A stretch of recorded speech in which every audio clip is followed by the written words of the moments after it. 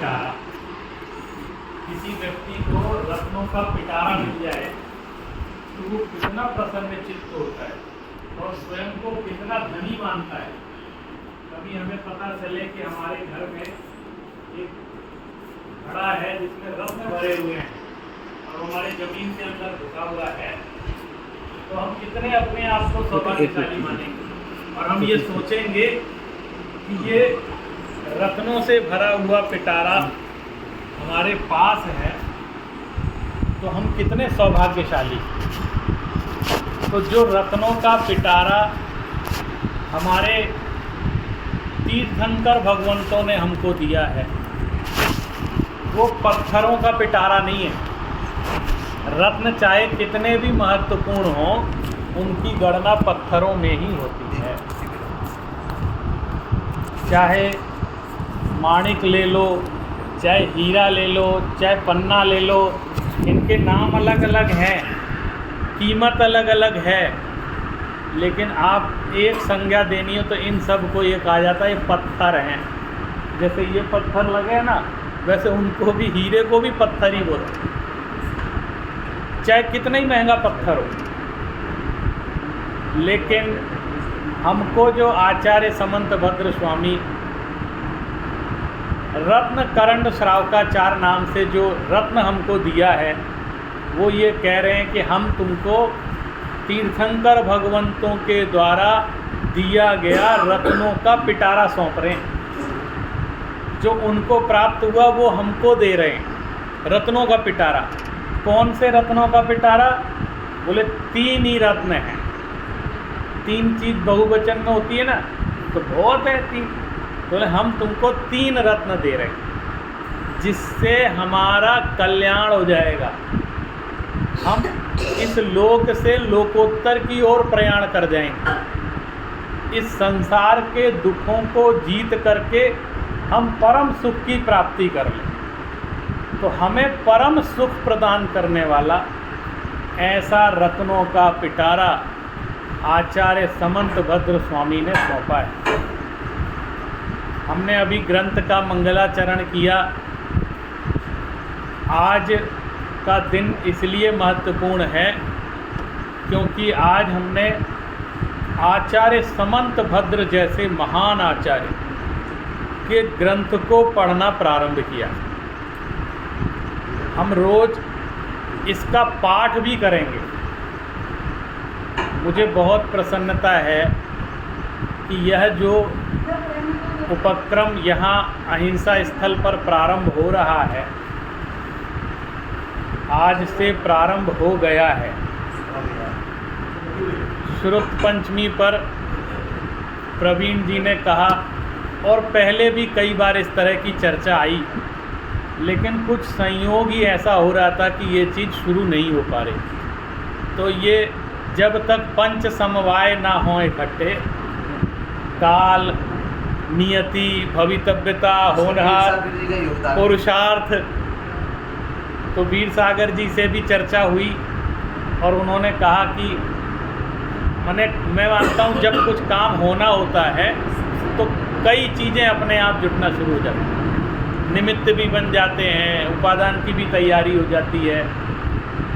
और आज मैं देख रहा हूँ कि हमारे इस रत्नगण श्रावकाचार की कक्षा में हमारे पुराने चेहरे भी हैं जो विश्वविद्यालय में आकर के स्वाध्याय कक्षा प्रारंभ करते थे। आप आती थी, आप भी आती थी स्वाध्याय कक्षा में। और अनेक बार दिल्ली में ही, साउथ दिल्ली में कई बार रत्नगण श्रावकाचार की कक्षा चली है। तो ग्रीन पार्क में भी रत्नगण श्रावकाचार 2-3 साल तक पढ़ाया है। और उसमें हमारे नरेश जी आते थे और भाभी जी आती थी। और हम लोग जो डिप्लोमा कक्षा चलाते थे उसमें सुमन जी ने डिप्लोमा किया, सुदेश जी ने किया विश्वविद्यालय में आकर के। तो ये एक अद्भुत संयोग है। और आपको एक बात बता दूं कि मैं रत्नगण श्रावकाचार मैंने कई बार पढ़ा, और जब जब किसी निमित्त से भी मुझे दोबारा पढ़ने का अवसर प्राप्त होता है बार बार, हर बार मुझे नया नया अर्थ ख्याल में आता किसी ग्रंथ का महत्व ही इस बात में है। जैसे आप तत्वार सूत्र जितनी बार पढ़ो, लगता है पिछली बार जो पढ़ा था इस वाले में इस बार वो वाली बात ध्यान में नहीं आई जो अब आई है। कई बार पढ़ते हैं हम लोग, हर 10 लक्षण में पूरा तत्वार सूत्र पढ़ते हैं, कक्षाओं में पढ़ाते हैं, तो जब भी पढ़ाते हैं तो ऐसा लगता है पहली बार पढ़ रहे हैं, क्योंकि उसके अंदर इतने अधिक अर्थ भरे हैं कि एक बार में तो सारे अर्थ निकल पाना कठिन। इसी तरह रत्नगण सावकाचार्य एक ऐसा महान ग्रंथ है, इस पर अनेक लोगों ने टीकाएं लिखी। टीका का अर्थ होता है उसकी व्याख्या करना। तो कोई भी विद्वान, तपस्वी, आचार्य, भगवंत, मुनिराज, मैंने एक देखा है कि जिनकी भी स्वाध्याय में रुचि है, ज्ञान में रुचि है, वो रत्नगण सावकाचार्य पर जरूर कुछ ना कुछ लिखते हैं। 2 ग्रंथ हैं, एक तत्वार सूत्र और दूसरा रत्नगण सावकाचार्य। इस पर कुछ ना कुछ अपने विचार जरूर लिखे। 11वीं शताब्दी में आचार्य प्रभाचंद्र स्वामी ने इसी ग्रंथ के आधार पर संस्कृत में टीका लिखी, इसकी व्याख्या संस्कृत में की। अनेक लोगों ने टीकाएं लिखी और अनेक मुनिराजों के प्रवचन इसी ग्रंथ पर प्रकाशित। बहुत सारे टीका ग्रंथ, प्रवचन, व्याख्याएं, यानी सब जितनी भी मनीषा है वो कुछ ना कुछ इस ग्रंथ का नया अर्थ करते हैं और कुछ ना कुछ बात को कहते हैं। ऐसे ही आज से लगभग 200 वर्ष पूर्व हमारे जैन समाज में एक बहुत बड़े विद्वान हुए हैं, पंडित सदाशिव दास जी, और उन्होंने रत्नगण सावकाचार्य पर ढूंढारी भाषा में, जो राजस्थान की भाषा है, ढूंढारी भाषा में उन्होंने एक बहुत बृहद टीका लिखी और उस टीका का फिर हिंदी में भी अनुवाद हुआ है। तो उसका जो प्रकाशन है वो रत्नगण सावकाचार्य नाम से ये यहाँ पर अपने स्वाध्याय भवन में उपलब्ध है। इस ग्रंथ को जिन्होंने प्रकाशित किया है वो भी यहाँ विराजमान, नरेश लोहाड़िया जी। और एक बार नहीं, कई संस्करण इसके मैं तो कई सालों से देख रहा हूँ। हाँ हाँ,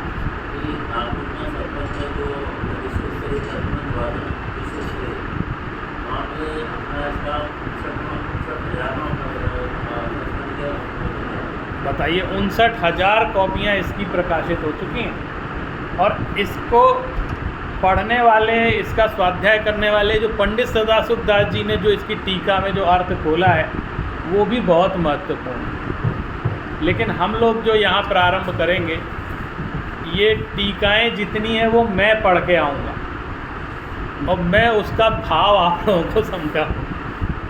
हम लोग श्लोक के क्रम से चलेंगे, टीका के क्रम से नहीं चलेंगे। जैसा श्लोक है उसकी व्याख्या के क्रम से चलेंगे और उसकी चर्चा करते हुए आगे बढ़ेंगे। लेकिन हमको हर काम में अपना उत्साह बरकरार रखना है, उत्साह कम नहीं होना चाहिए।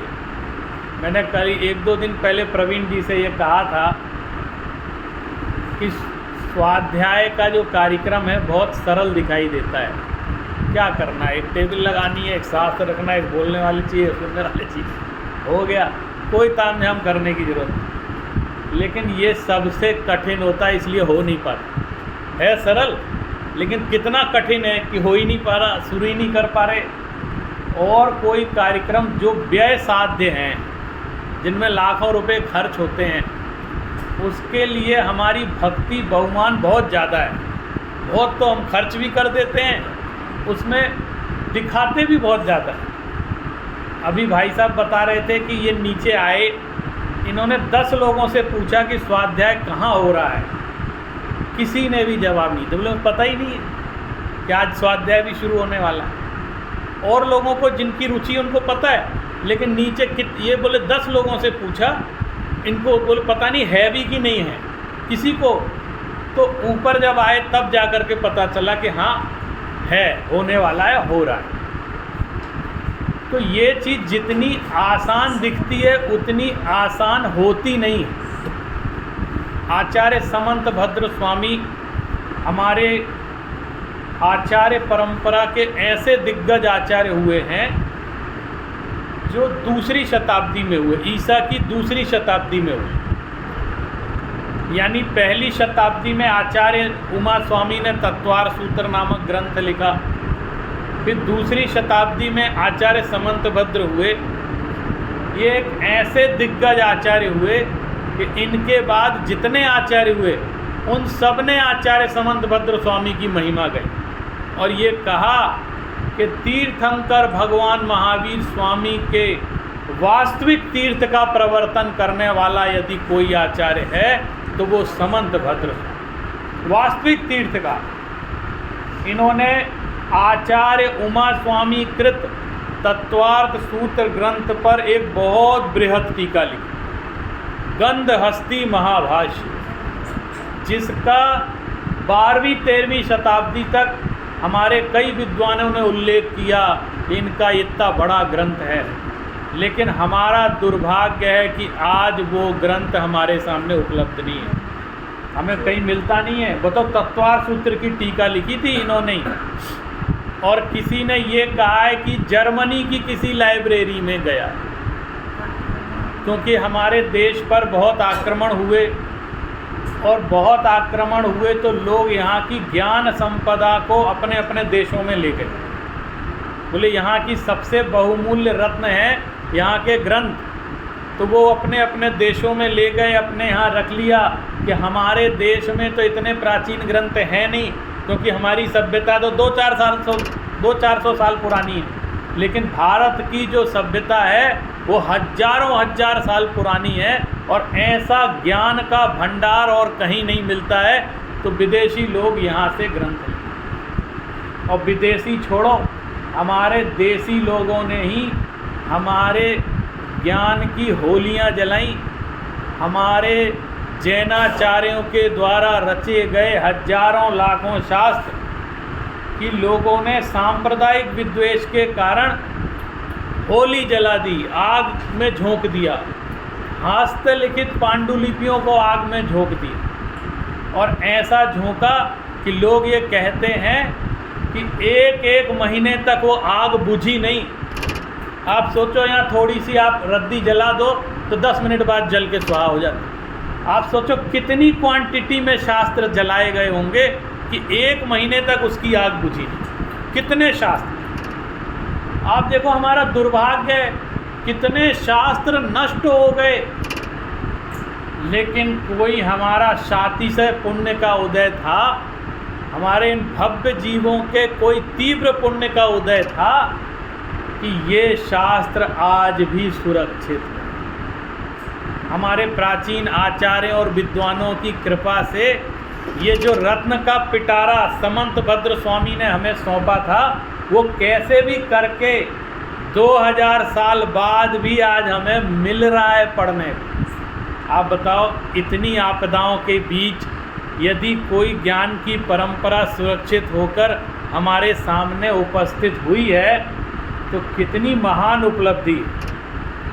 और इतना सब होने के बाद भी हमारी यदि रुचि पढ़ने में नहीं होती है, ज्ञान के प्रति समर्पण नहीं है, स्वाध्याय नहीं करना चाहते हैं, सुनना समझना नहीं चाहते हैं, सिर्फ भगवान को सुनाना चाहते हैं, भगवान की सुनना नहीं चाहते हैं, तो बताओ हमसे बड़ा दुर्भाग्यशाली कौन होगा। आप सोचो इस चीज़ को गंभीरता। आज पहला दिन है इसलिए इतनी बातें बोल रहे हैं कि जिन आचार्य का ग्रंथ हम पढ़ रहे हैं, ये आचार्य समंतभद्र स्वामी ऐसा दिंग दिंग घोष करते थे। वो ये कहते थे, इन्होंने जीवन भर बहुत भटके, ये शुरू में इनका शांति शर्म नाम था उनका पहले, और दक्षिण भारत में जन्म हुआ था। लेकिन इनका जन्म कब हुआ, किस समय हुआ, इसके बारे में कुछ पता नहीं चलता, क्योंकि आचार्य लोग अपने ग्रंथ में अपनी प्रशंसा कहीं भी नहीं। हम लोग को ज़बरदस्ती खोजना पड़ता है ये कहाँ के थे। कुछ नहीं, सिर्फ भगवान की वाणी लिखनी है। अपने परिचय के बारे में एक लाइन नहीं लिखते थे, लेकिन कहीं कहीं दूसरे आचार्य उनके बारे में लिख देते थे कि ये यहाँ के थे, इनके गुरु, तो थोड़ा बहुत उनका परिचय हम लोगों को मिल जाता है। लेकिन इनका परिचय इनका ग्रंथ ही है। इन्होंने जो ग्रंथ लिखे वो ही इनका परिचय। और आचार्य समंतभद्र स्वामी ऐसे समय में इस भारत में हुए जब चारों तरफ एकांतवाद का बोलबाला था और ये बहुत प्रतिभाशाली, संस्कृत, व्याकरण, न्याय सबके दिग्गज विद्वान, और इन्होंने कई जगह ये लिखा है कि मैंने उस पंथ को अपनाया, कभी मैं बौद्ध बन गया, बौद्ध धर्म में भी गए। शुरू में आदमी सत्य की खोज में भटकता है, और कभी क्या होता है कि यदि महापुण्य के उदय से हमें सही धर्म भी मिल गया है तो भी हमें संशय रहता है कहीं ऐसा तो नहीं उसका सही हो, कहीं उसका सही हो, ऐसे दिमाग में बात घूमती रहती। अरे उनके यहाँ ज़्यादा भीड़ जा रही है, इतने लोग, हजारों लोग सुनते हैं उनको, उनका इतना चमत्कार है, तो एक बार अच्छे लोगों का दिमाग फिर जाता है, तो वो सोचते चलो वहाँ चल के देखें। तो समंतभद्र स्वामी के जीवन में इतनी उथल पुथल रही कि ये हर जगह गए। इन्होंने खुद लिखा, मैं कभी श्वेत वस्त्र पहन के घूमता रहा, यानी इसका मतलब एक बार श्वेतांबर भी बने। बोले कभी मैं केसरिया वस्त्र धारण करके घूमता रहा, कभी मैं बौद्ध बन गया, ऐसे करके घूमता रहा। लेकिन अंत में इन्होंने ये कहा, वादार्थी विचराम्य हम नरपते शार्दुल विक्रीडितम। कहते हैं मैं वाद विवाद करने के लिए सिंह की तरह विचरण कर रहा हूँ गांव में, कोई है जो मुझे हरा सके, क्योंकि मेरे पास जिन शासन का तत्व ज्ञान है और मैं सत्य का प्रतिपादन कर रहा हूँ। कोई भी मिथ्या मत वाला आकर मुझसे शास्त्रार्थ करे तो मैं उसको हरा सकता, मैं उसको बता सकता हूँ कि सत्य क्या है। पूरी आचार्य परंपरा में ऐसा डिम घोष करने वाले आते, उन्होंने हमको रत्नकंठ सावकाचार्य नाम का, इनका एक यही ग्रंथ ऐसा है जिसमें इन्होंने श्रावकाचार्य का प्रतिपादन, बाकी के इनके जितने ग्रंथ हैं, जैसे स्तुति विद्या ग्रंथ है, स्वयंभू स्तोत्र ग्रंथ लिखा, भक्ति परक है, लेकिन उस सब में इन्होंने दार्शनिक प्रतिपादन किया है, तार्किक प्रतिपादन किया है। और एक ग्रंथ इन्होंने ऐसा लिखा, आप्त मीमांसा। आप्त माने कौन? भगवान। उनकी मीमांसा यानी उनकी परीक्षा, उनकी समीक्षा, भगवान की समीक्षा। किसी की हिम्मत है करने की? कोई कहेगा भगवान की भी समीक्षा होती है क्या? कोई भगवान की परीक्षा करता है? इन्होंने कहा नहीं। क्यों? क्योंकि इस जगत में बहुत देवता हैं, बहुत लोग हैं जो खुद को भगवान कहते हैं, खुद को तीर्थंकर कहते हैं। तो हमारे पास एक ऐसा तराजू होना चाहिए जिससे हम ये निर्णय कर सकें कि वास्तव में बीतरागी भगवान कौन है। ये निर्णय तो हमें करना पड़ेगा ना। हम लोग बिना निर्णय के कहीं भी माथा नहीं पटक। ये हमारा सिर है, नारियल नहीं है जो जहाँ चाहे जिस चाहे जगह फोड़ दें। हमारा सिर झुकेगा तो सिर्फ सच्चे देव के सामने। ऐसी प्रतिज्ञा आचार्य समंतभद्र में, हम जो जैन धर्मानुयायी, हमारे जो जैन समाज के लोग हैं, जो श्रावक बंधु हैं, जो अपना कल्याण चाहते हैं, वो कहीं मिथ्यात्व से ग्रसित नहीं हो जाए, कहीं वो भ्रमित नहीं हो जाए इधर उधर, क्योंकि माया जाल बहुत है जगत में, भटकाने के चांस बहुत हैं। तो इस डर से तो उन्होंने कहा रुको, मैं आप्त की परीक्षा करूं। तो भगवान के सामने खड़े होकर के उन्होंने आप्त मीमांसा नाम का ग्रंथ लिखा और उनको कहा सत्वेवासी निर्दोषो युक्ति शास्त्राद विरोधीवाद। आप भगवान, आप सत्यवाद क्यों? क्योंकि आपके वचन युक्ति और शास्त्र से अविरोधी। ऐसे नहीं है देवागम नभोयान चामरादि विभूतिया माया विश्वपि दृश्यन्ते नातस्तमसी नो महान।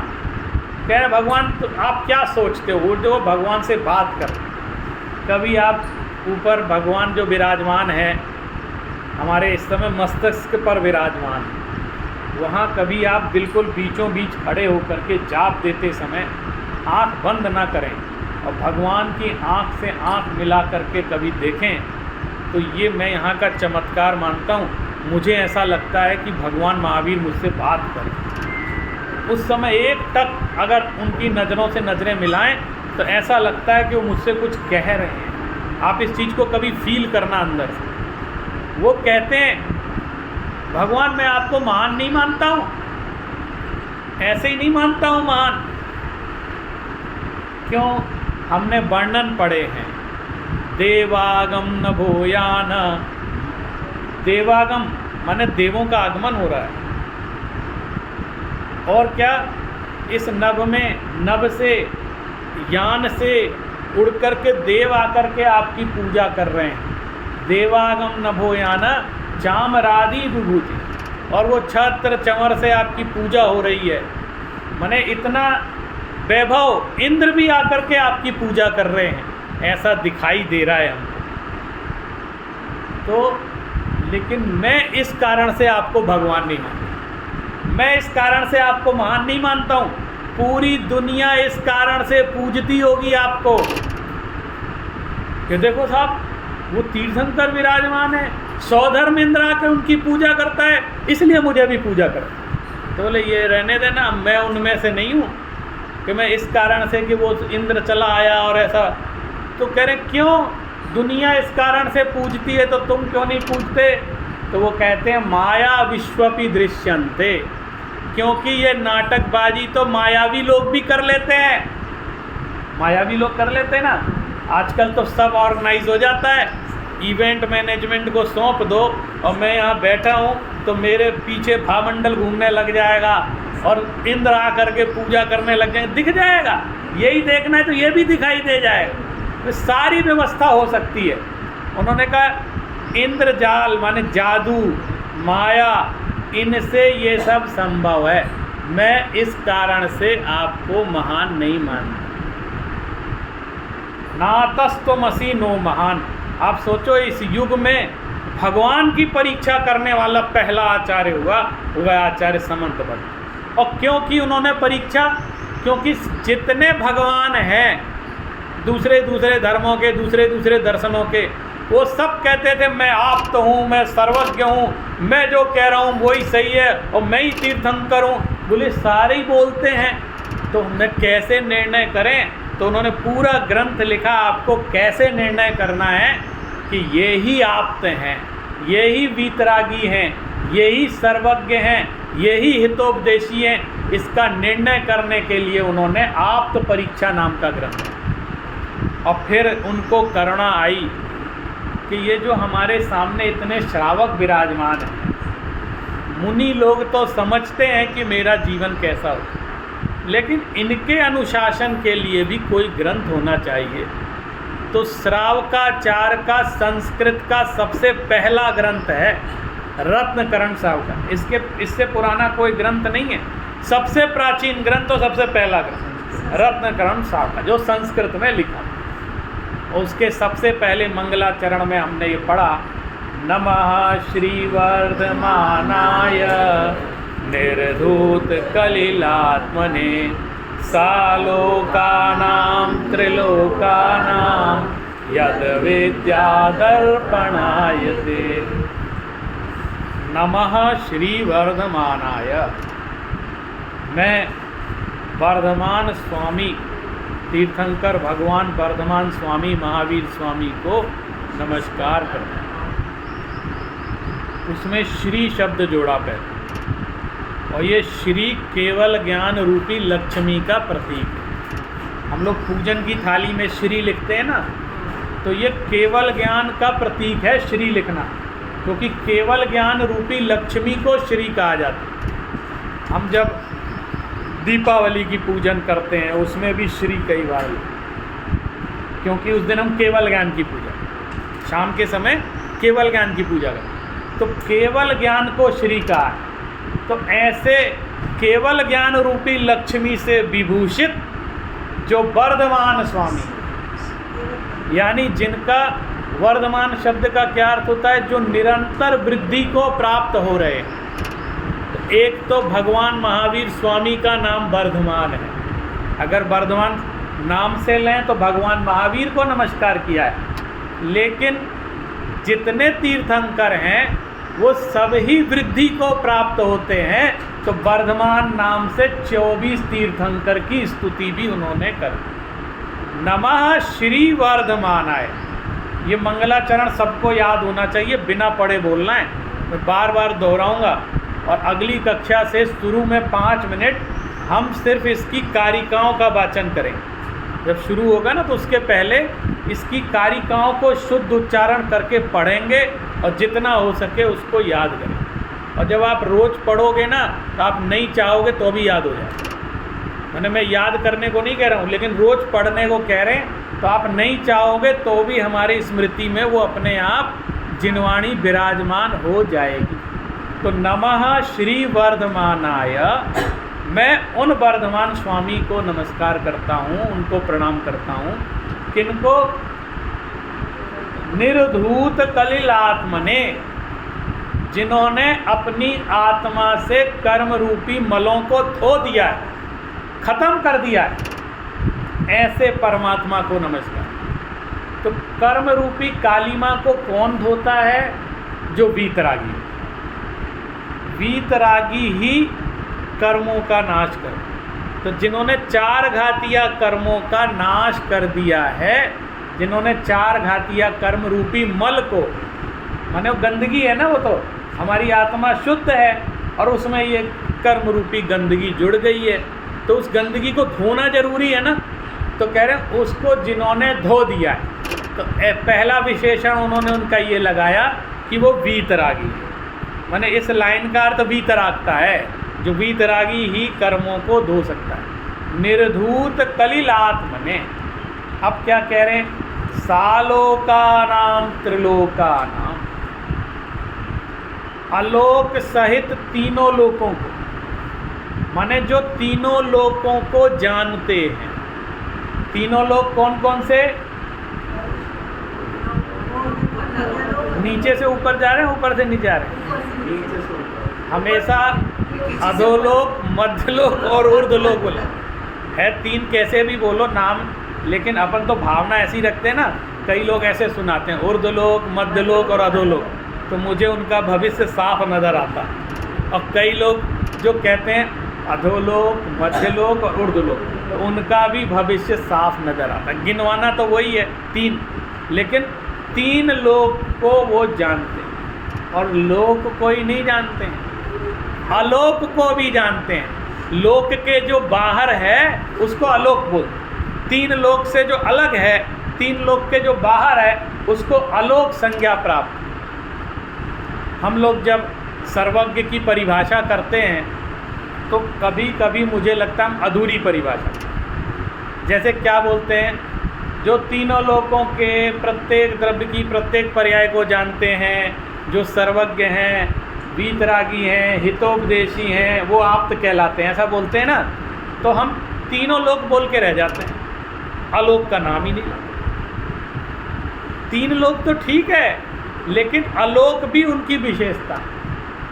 लोगों को लगता है आलोक का क्या उल्लेख करना, 3 लोक में तो जानने लायक है, आलोक में कुछ है ही नहीं तो उसमें जानना क्या है। लेकिन ये भी उनकी विशेषता में समझे। इसमें नहीं तो ऐसा क्यों बोलते सालोका नाम त्रिलोक।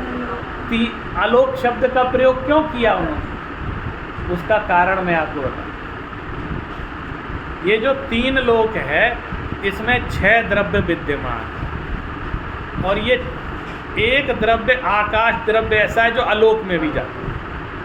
बाकी के 5 द्रव्य इस 3 लोक में, माने बाकी सब 6 द्रव्य इस 3 लोक में हैं, लेकिन इन 6 द्रव्यों में एक द्रव्य आकाश द्रव्य है जो लोक के बाहर भी है। यानी ऐसा तो है नहीं कि बाहर कुछ नहीं।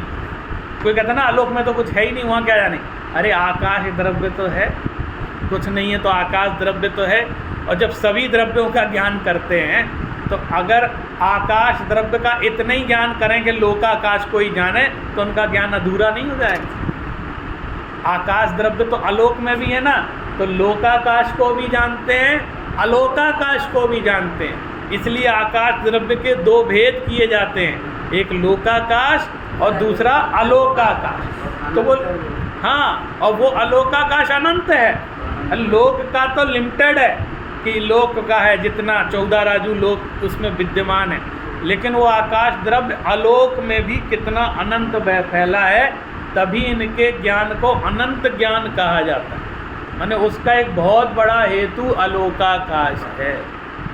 अनंत ज्ञान शब्द का बहुत बड़ा हेतु, क्योंकि आकाश ही है जो अनंत प्रदेशों में अनंत भाग तक फैला हुआ है, इसलिए उसको भी जानते हैं। तो समंतभद्र स्वामी ने उनकी सही परिभाषा की, सालोका नाम त्रिलोक। अब जानते तो हैं, लेकिन जानते कैसे हैं? उनको कैसे जानते हैं? तो यद विद्या दर्पणाय, जिनके ज्ञान में, विद्या माने ज्ञान, जिनके ज्ञान में दर्पण के समान झलक। आपको देखो, सर्वज्ञ के ज्ञान के लिए यदि व्यवहार में कोई सबसे अच्छा उदाहरण है तो वो है दर्पण। दर्पण, इसीलिए उन्होंने कहा दर्पण आए थे। दर्पण में क्या होता है, यहाँ अगर इधर दर्पण रखा हो तो ये जितने लोग बैठे हैं सब एक साथ झलकेंगे, और जो भी कोई देखेगा ना उन सबको एक साथ देखेगा। इनको पहले देखेगा, इनको बाद में देखेगा, इनको, ऐसा नहीं है, क्रम नहीं है वहाँ, एक समय में देखेगा और एक साथ देखेगा। तो उनकी आत्मा दर्पण के समान निर्मल हो गई है। तो ये जो लोकालोक है, उनकी आत्मा में वो दर्पण के समान झलक रहा। ये उनके ज्ञान का अतिशय है, अनंत ज्ञान का अतिशय है। और इसका एक अर्थ और भी है। एक तो हो गया कि जानते हैं सबको, और दूसरा निर्विकारी होकर जानते हैं। वो जो जितने पदार्थों को जानते हैं उनमें इनका राग द्वेष, क्योंकि जब पूरे दुनिया को, पूरे लोकालोक को जानेंगे तो उसमें अच्छी चीज़ भी जानेंगे, बुरी चीज़ भी जानेंगे। जगत में तो सब पदार्थ है ना, उन सब को जानते हैं। तो उन सब को जानेंगे तो ना, अच्छी चीज़ को जानेंगे तो उनको राग नहीं होगा, और बुरी चीज़ को जानेंगे तो उनको द्वेष नहीं होगा। जैसे दर्पण में दुनिया भर की चीज़ें झलकती हैं, लेकिन कभी दर्पण नाराज नहीं होता और ना खुश होता है। दर्पण के सामने बहुत सुंदर आदमी भी जाता है और बहुत कुरूप आदमी भी जाता है, लेकिन दर्पण को इस बात से कोई फर्क नहीं पड़ता कि कौन मेरे अंदर अपना चेहरा देख। दर्पण के सामने आग भी रख दो तो झलक जाती है, जलती नहीं है। दर्पण में आग दिख रही है लेकिन दर्पण को जलाती नहीं है।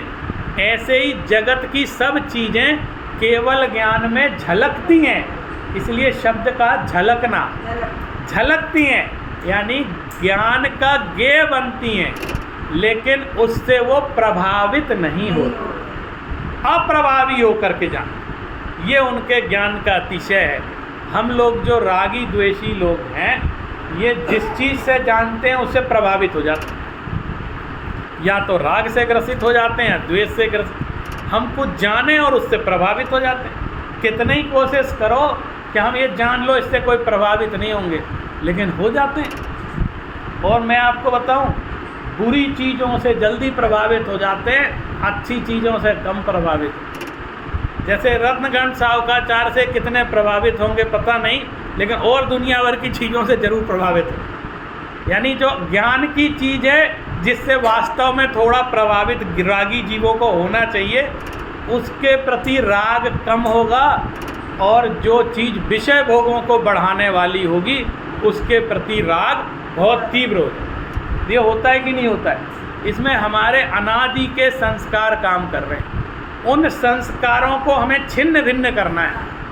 अनादिकाल से जो अज्ञान का संस्कार है, विषय भोगों का संस्कार है, उसको कम करना है, उसको तोड़ना है। तो उसके लिए थोड़ी मेहनत तो करनी पड़ेगी, घर से निकलना पड़ेगा, सोचना पड़ेगा कि साहब शास्त्र सुनना है, कुछ कान में पड़ जाए। और इसलिए ये बात कह रहा हूँ कि हमारे गए बाद एक ही चीज़ हमारे साथ जाएगी, वो है ज्ञान, और बाकी सब यहीं धरा गया। अगर हमारे ज्ञान में कुछ निर्मलता आ गई, कुछ बातें सुलझ गई, कुछ रुचि जग गई, कोई तत्व की जिज्ञासा अंदर बैठ गई, और एक बिंदु भी सुलझ गया, तो आत्मा के साथ वो अगले भाव में वो जाएगा बाकी कुछ जाने वाला नहीं, बाकी सब यहीं धरा रह जाए। और जो चीज़ गारंटी से हमारे साथ जाने वाली है उसके लिए हम कितना समय दे रहे हैं आपको? उसके लिए हमारे पास हफ्ते में 1 दिन का भी समय नहीं है, आधा पौन घंटे का भी समय नहीं। और जो चीज़ यहीं धरी रह जानी है उसके लिए 7x24 पूरा समय उसके।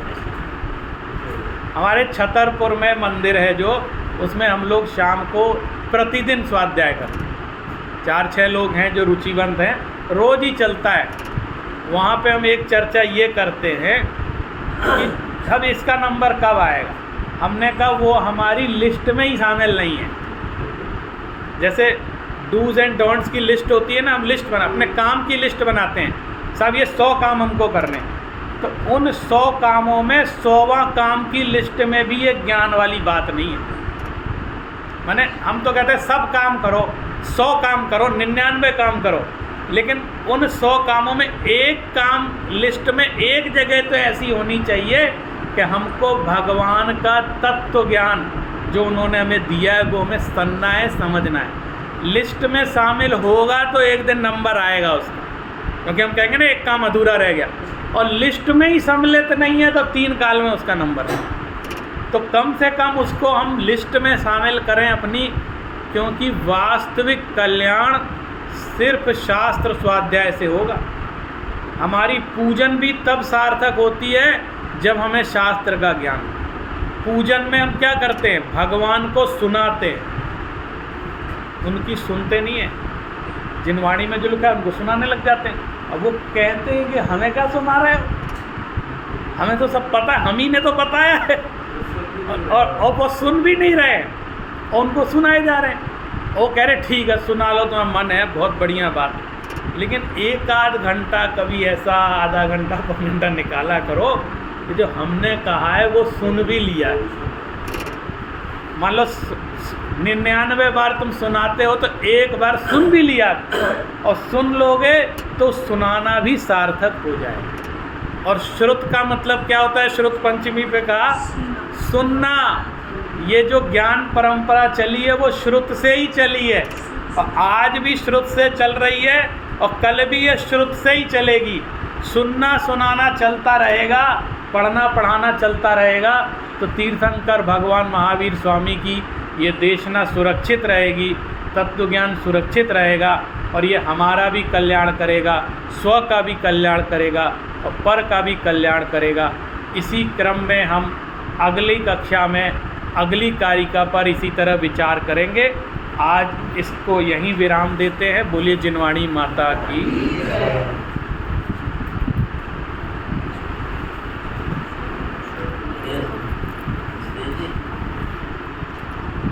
निज निधि निज में बता